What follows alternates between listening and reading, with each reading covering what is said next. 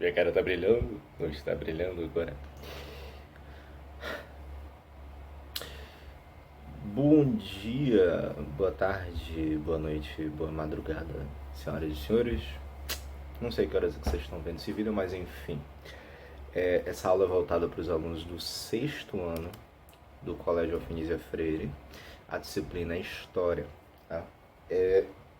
Hoje a gente vai abordar o capítulo 6, que vai ser dividido em duas partes, desculpa, que é o reino do Kush e o reino de Ashum. Então, vocês podem pegar o livro didático de vocês para poder ir acompanhando a nossa leitura, a nossa discussão, lá a partir da página 56, beleza? Então, lá na página 56 a gente vai ter o seguinte: a África é um continente vasto, ocupado desde a pré-história por diversos grupos humanos. Atualmente, o continente africano está dividido em 56 países e tem grande diversidade cultural, resultado das muitas sociedades que lá se desenvolveram e do contato com povos estrangeiros.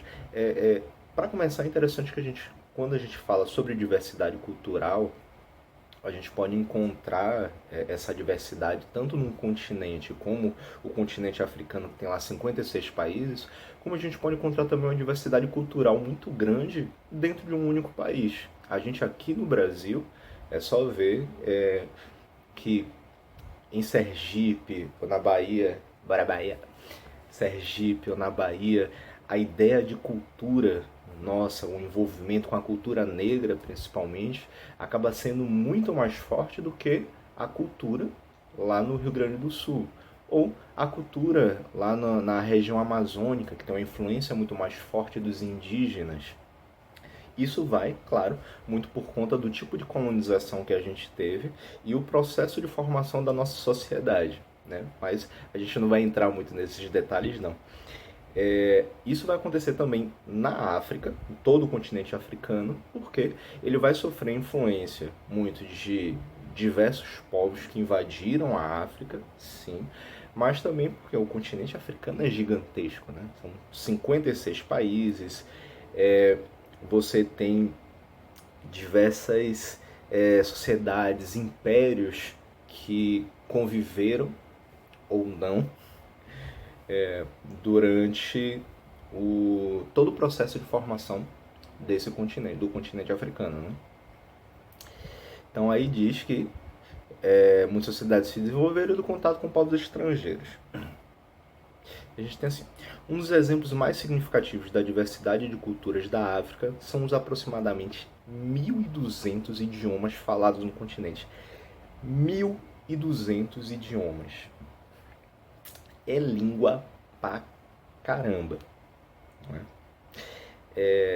Claro, você vai ter alguns dialetos ou dialetos que vão ser semelhantes, vai, mas alguns vão guardar diferenças, alguns são poucas diferenças, outros são grandes diferenças.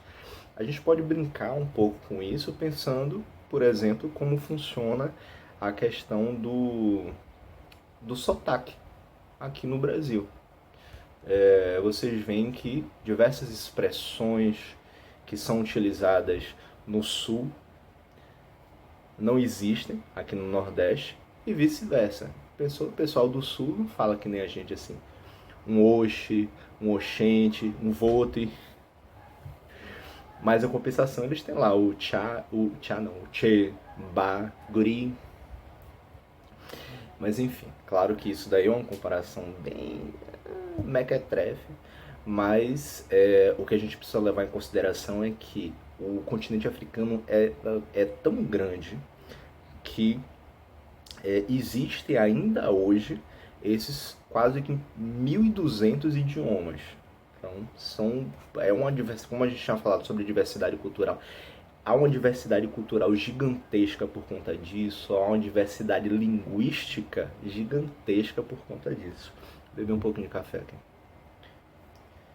Tema natalino porque eu já não sei mais que feriado que a gente passou, que data a gente está, dia não sei quanto de quarentena, então.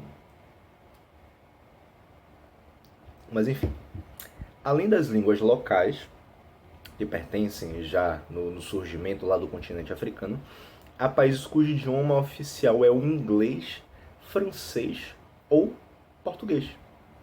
Sim, lá na África você vai ter gente que vai falar inglês, como por exemplo, como língua oficial da África do Sul. África do Sul, lá no extremo sul da África, África do Sul, aqui embaixo, eles têm como língua oficial, uma das línguas oficiais, o inglês. Eles vão ter outras línguas oficiais, pode ter, tranquilamente, como por exemplo, o Canadá, lá na América do Norte, ele tem duas línguas oficiais, que é o inglês e o francês. Inglês e o francês. Inglês e francês. E aí, pronto. Na África do Sul você tem como idioma oficial o inglês, mas também vai ter o idioma local, o dialeto local, né? O francês, como por exemplo em Senegal, eles têm como língua oficial o francês juntamente com a língua local, e português. Você tem países como por exemplo Cabo Verde, que o idioma oficial deles, juntamente com o dialeto deles também, é o português. A gente faz novamente uma comparação. É como, por exemplo, aqui no Brasil, a gente tem na região amazônica, inclusive, em algumas localidades, dois tipos de língua oficial, que são ensinadas, inclusive, na escola. E aí são o português, claro, oficial para você se comunicar com o país todo, mas também tem o dialeto local, o idioma indígena daquela tribo qual a escola está inserida, o contexto daquela comunidade, a necessidade que existe disso. Enfim, vamos lá. Suas condições naturais variam muito. Ao norte do continente fica o deserto do Saara, a sudoeste o deserto do Kalahari. Nas demais regiões alternam-se florestas, savanas, estepes. Não é estepe de pneu de carro não, viu? Pneu reserva do carro não. Estepe é um tipo de mata. Mas como viviam as sociedades africanas na Idade Antiga? Elas partilhavam a mesma cultura ou cada grupo criou uma cultura própria? Eram isoladas ou se relacionavam com outros reinos, como o Egito, que a gente já tinha falado em outro momento, né?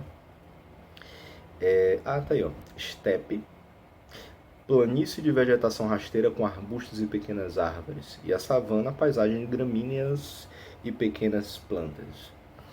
E aí a gente tem, finalmente, entrando nessa parte do reino do Kush, né? Que são os chamados povos da Núbia. A Núbia era uma região da África antiga. Seu território correspondia ao que atualmente é o sul do Egito e o norte do Sudão. Banhada pelo rio Nilo, a Núbia era ocupada por muitos povos africanos. O sistema de irrigação desenvolvido por seus habitantes facilitara a criação de gado e o plantio de cevada, trigo, sorgo e frutas. O ouro encontrado na região favoreceu a prática da mineração.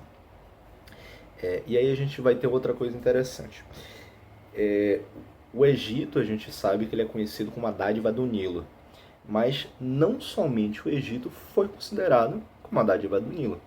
Porque toda essa região que conseguiu se desenvolver a partir das margens do rio Nilo, eles são tidos como dádivas, né?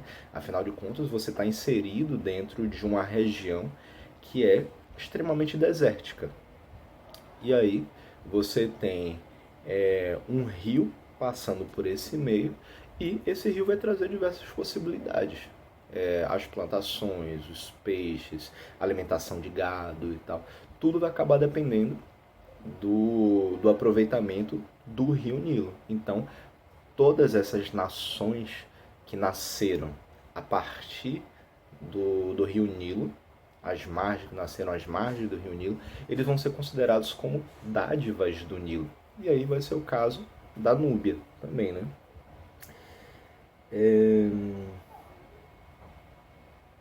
A presença dos habitantes da Núbia no território do Antigo Egito, por vezes, representou uma ameaça ao poder dos faraós, o que colocava o governo egípcio em guerra contra os povos núbios.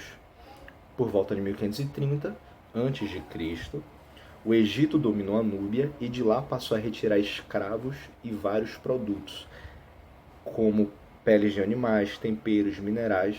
Contudo, entre 751 a.C. e 664 a.C., os reis núbios impuseram-se como governantes dos dois territórios e ficaram conhecidos como faraós negros.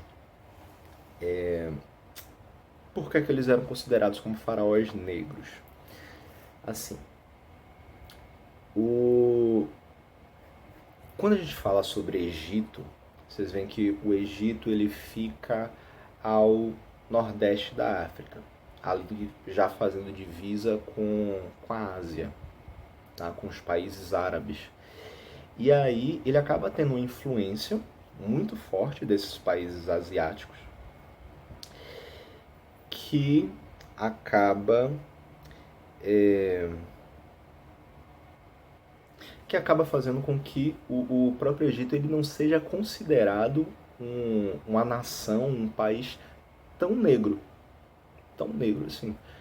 A influência que ele tem da Ásia, dos países asiáticos, vai ser tão forte que vocês veem até a própria representação das imagens referente ao Egito não costuma ser de pessoas com pele retinta, pele negra retinta, né? Que são aquelas pessoas com a cor mais escura mesmo, preto mesmo. Eu mesmo sou meio desbotado, né? Mas quando a gente fala sobre negritude, claro, a gente não vai entrar nesses detalhes assim e tal, mas a gente tem toda uma ideia de colorismo, que existem várias tonalidades da pele negra, mas no caso dos países africanos, eles a visão muito mais forte é a respeito da pele retinta, né?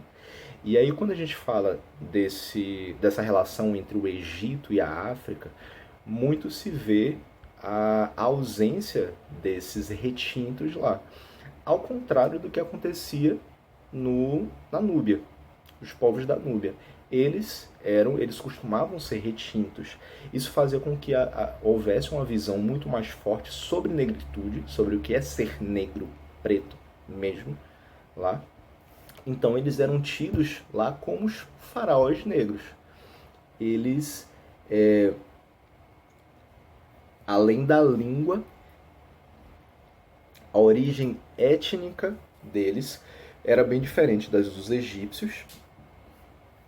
Eles eram tidos como africanos na língua e na civilização, porque eles sofreram pouquíssima influência, até então, pelo menos, do surgimento deles, do momento em que eles se tornaram bastante visados mesmo, eles pouco haviam sofrido influência de outros países da Ásia ou da Europa, como o Egito acabou sofrendo por conta das suas relações comerciais, principalmente, né?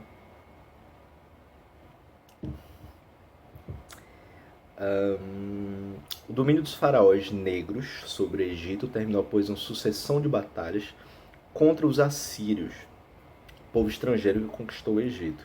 Os núbios voltaram então à região da Núbia e lá organizaram o reino do Kush. E aí, vocês veem nesse mapinha aí da página 57, inclusive, você vê assim, ó, onde é que ficava o Egito, na parte norte do mapa, a Núbia, logo mais abaixo, e aí essa região verde que aparece aí é toda a região do reino do Kush, e que vocês veem que ela vai surgir no entorno também, assim como o Egito, no entorno do Rio Nilo. E é uma coisa interessante. Sabe quando a gente usa como referência para você chegar na casa de fulano, você vai virar na terceira rua, na segunda cachoeira, o quarto mendigo passou ali, chegou na casa de fulano. O reino do Kush, para ter uma ideia de localização, ele vai pegar quase isso. Ele vai se dizer o seguinte: na subida do Rio Nilo, rumando ao sul, chegando na terceira catarata, encontramos o deserto da Núbia, onde fica o atual Sudão. E aí vocês veem no mapa, tem as marcações da primeira, segunda, terceira, quarta, quinta, sexta catarata. E vai ser justamente na terceira catarata que vocês vão encontrar especificamente a parte central do reino do Kush. E aí, claro, ele vai se desenvolvendo ao longo do tempo e vai rumando mais ao sul, mais abaixo do continente africano. Que aí vai passar por Napata, Meroé ou Meroé, que aí eu vou falar já já sobre eles. A vestígio de ocupação humana de 6.000 anos atrás. Tinha uma posição estratégica no rio Nilo, com acesso à África subsaariana. O que é subsaariana? Saariana é o deserto do Saara, sub é abaixo. Então a localização estratégica, ele tinha um acesso privilegiado à África abaixo do deserto do Saara. Por isso que o próprio Egito chegou, botou olho gordo para cima deles, falando assim, opa, essa posição aí é bacana, eu quero ela. E aí, taca-lhe pau, doido. Com acesso à África subsaariana e oriental, que é a parte leste da África, garantindo-lhe um lugar intermediário comercial entre a África do Sul e ao leste e o Egito. Claro que essa porção estratégica suscitou a cobiça do próprio Egito. Foi aí que o Egito começou a olhar para essa posição, para essa região e pensou, ó, tô afim de entrar nesse babado aí, viu? E pronto. E aí a gente tem o seguinte, as principais cidades do reino de Kush foram Meroé, Kerma e Napata. Meroé se destacou como importante centro urbano e por atrair um grande número de pessoas interessadas na agricultura, no comércio e na metalurgia. E aí vocês têm esse mapa mostrando essa localização.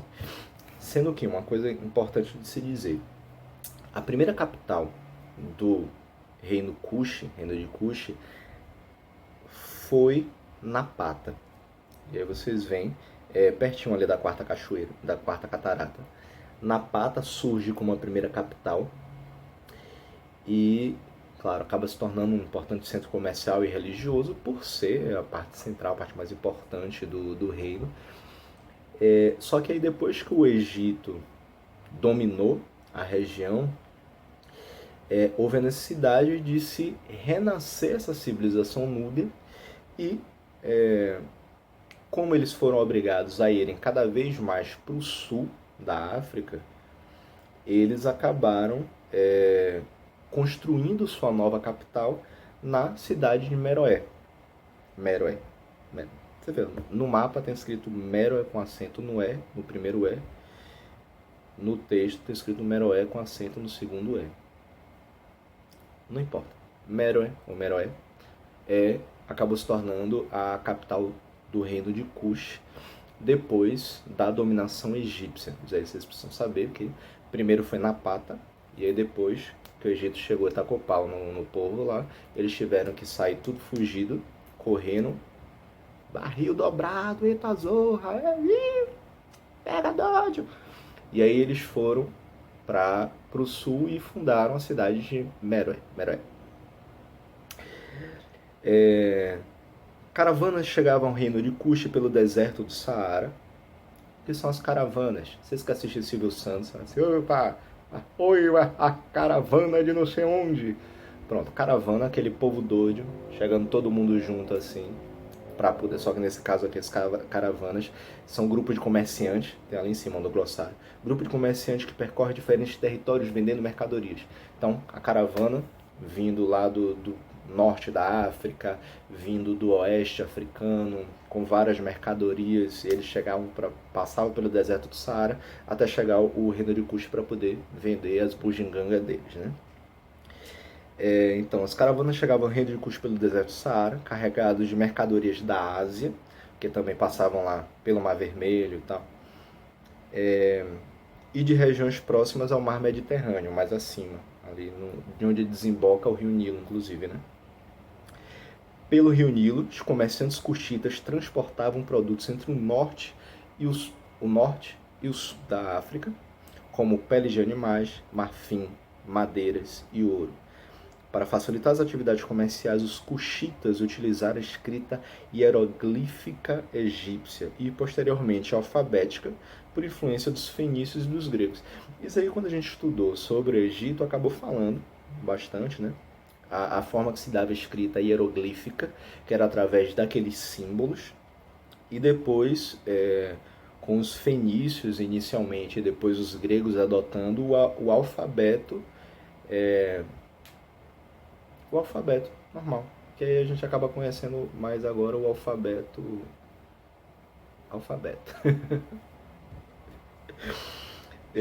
Tá. Os contatos comerciais com diferentes povos favoreceram a criação de uma cultura material rica e diversificada.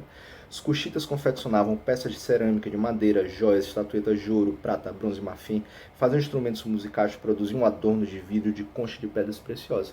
Eles se aproveitavam de tudo aquilo que dava naquela região para poder fazer o seu artesanato, produzir mercadorias também para serem vendidos, para serem utilizados tanto internamente quanto para serem comercializadas com outros países, com outras nações, com outros reinos. Eles se aproveitavam então muito de tudo aquilo que encontravam ao redor, tanto através do Rio Nilo, quanto através das plantações que eles faziam, tanto dos animais que eles criavam, ou então daquilo que eles retiravam de lá do Mar Vermelho. Eles atravessavam assim para chegar no Mar Vermelho, que eles retiravam do deserto, que eles fabricavam então de diversas formas. Então aí você tem vários elementos, vários produtos que eles conseguiram encontrar para poder produzir aquilo que eles iam vender como mercadoria, né?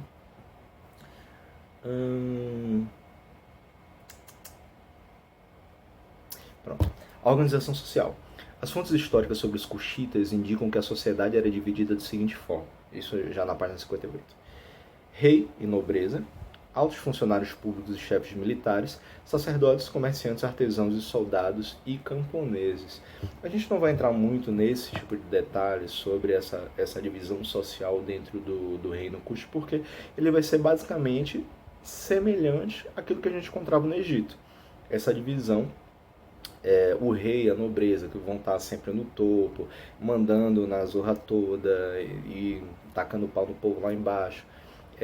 Aí você tem aquela casta privilegiada dentro da sociedade, que são os funcionários públicos, chefes militares, aqueles que são bastante respeitados também como sacerdotes, e depois vem o resto do povo, que é quem vai pagar imposto e quem vai levar porrada o tempo todo. Estou falando muito rápido, né? Geralmente as casas eram feitas de tijolos e nelas havia fogão, cama de madeira, cestos, potes de barro, objetos de bronze, prata ou vidro. Quanto maior fosse a casa e a variedade de objetos que havia nela, mais alta era a posição social do seu proprietário. A posição social também podia ser verificada pela sepultura. Assim como havia lá naquela época, a gente vê hoje em dia aquele povo morando em mansões gigantescas, em casas gigantescas, que devem dar um trabalho da zorra para poder limpar, né? E aí, mas não são eles que limpam, eles vão pagar pobre coitado da empregada para pagar um salário mínimo no mês para limpar uma casa que tem 58 quartos, 36 banheiros, 2 piscinas, 43 carros na garagem e um jardim enorme, né? Mas então, quanto maior fosse a casa, mais dinheiro, mais poder tinha esses cidadãos dentro dessa organização social do reino Kushi. E também a sepultura. Ela podia ser verificada pela sepultura, porque quanto maior a sepultura, mais importante ele era, né? Porque precisava mostrar aquilo para a sociedade. É como a gente tem hoje nos cemitérios os mausoléus. Mausoléu, que geralmente é de toda uma família, é uma área enorme dentro do cemitério que vai ser pertencente a uma determinada família. Aquelas famílias importantes vão ter lá um monumento grande, quase uma catedral enorme, só para poder enterrar o coitado do rapaz, quer dizer, o rico do coitado do rapaz que morreu. Né? E o pobre faz o quê? Abre uma vala ali, coloca dentro do caixão, enterrou no cemitério, aquelas gavetinhas, né, que tem na parede, um monte na vertical, horizontal. Aí você chegou, colocou ali dentro. Então, algumas diferenças que algumas questões que se assemelham muito a hoje em dia, até hoje, né, em relação a quem é rico e quem é pobre. Onde o rico cada vez fica mais rico e o pobre cada vez fica mais pobre. Aqui de cima. Escavações arqueológicas revelam que em Meroé havia uma área cercada por uma muralha de pedra onde viviam o rei e a nobreza, ficavam os palácios, os prédios públicos e alguns templos religiosos. Como era a parte mais importante da cidade, das pessoas mais ricas, né, da cidade, precisava estar protegida, né? Então eles ficavam murados, como se fosse um palácio mesmo, e a população, os pobres coitados, os pobres camponeses, comerciantes, tal, galera que não tinha tanto bambá, tanto dinheiro, ficavam no entorno, né? Como se fosse uma forma de proteção palaciana, vamos dizer assim. A religião, o povo cuxita, era politeísta e cultuava deuses antroposomórficos. Politeísmo. O que é o politeísmo? É a crença em vários deuses. O teísmo, tel, vem de tel. Tel significa Deus. Poli, vários. Então, vários deuses. Politeísmo. Eles eram politeístas e cultuavam deuses antroposomórficos. Caramba, que palavra difícil do caramba. Morfo vem de forma. Até se inverter a palavra morfo, forma. Inverteu. Horrível isso. Morfo vem de forma, realmente. Para quem já assistiu lá Ben 10, Ben 10 meio que se parece com os Power Rangers, né? Que tem um reloginho lá que aperta assim. Aí nos Power Rangers, o povo faz isso e fala assim, é hora de morfar, ó. Hora de se transformar, de fazer uma mudança lá. Ben 10, ele aperta lá também o negócio lá e ele muda de forma. Nada mais do que ele está fazendo uma hora de morfar. Antropo, na verdade, significa homem. Quando a gente fala antropologia é o estudo do homem, do ser humano, dentro daquela sociedade. E zoou não é de zoeira, zoou é, você pensa, zoológico, opa, ó, animais. Antropo, homem, zoou, animal. Mórfico, forma. Homem, animal e forma. Você junta as três coisas. Então, vão ser deuses com forma, uma forma misturada de homem e de animal. Antropo, zoomórficos. Na cidade de Napata foi construído um templo em homenagem a Amon, deus do sol, assim como existia lá no Egito. Os túmulos dos reis e da nobreza tinham forma de pirâmides. Mulheres e escravos eram enterrados com o morto para servi-lo na vida após a morte, assim como acontecia lá no Egito. Além disso, objetos e oferendas variadas eram colocadas juntos ao corpo, porque se acreditava que no momento que ele chegasse lá no céu, ele pudesse usufruir de tudo aquilo que ele tinha sido enterrado junto.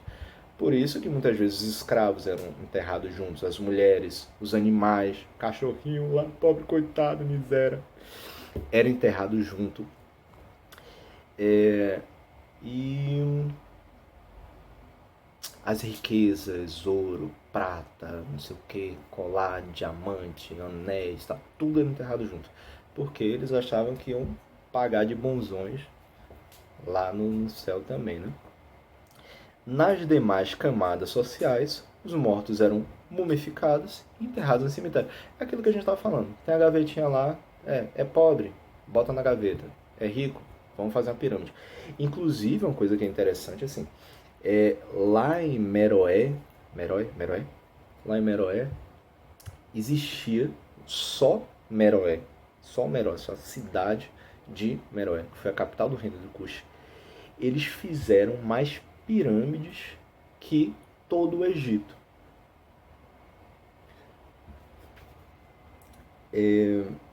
Eu não tenho aqui a quantidade, mas só para vocês terem ideia, uma cidade conseguiu construir mais pirâmides, apesar de ser menos conhecida, construiu mais pirâmides do que todo o reino do Egito. Ou seja, Meroé tinha gente muito mais importante. Né? Melhor a gente não entrar nessa polêmica. E, para finalizar, o governo cuxita. O reino de Cush era uma monarquia teocrática. Teocracia. De novo, teo, Deus. Cracia é a forma de governo. Né? Então, uma monarquia teocrática. Deus no centro de tudo. Mas você tendo o rei como um representante de Deus na Terra. Por isso que era uma monarquia teocrática. O rei era como se fosse um enviado de Deus. Comum em grande parte dos antigos reinos africanos que praticava agricultura como uma de suas principais atividades. Agricultura porque você não tinha uma indústria lá, né? Então o foco era na agricultura, aquilo que você conseguia plantar, colher. O reino começou a enfraquecer por volta do século IV a.C. devido a uma série de razões. O empobrecimento do Egito, que passou a comprar menos mercadorias cuxitas. O Egito ficou pobre, não tem dinheiro, não tem como ir comprar lá com os coitados cuxitas, né? Insegurança nas rotas comerciais. Como tinha menos dinheiro, eles podiam pagar menos por segurança.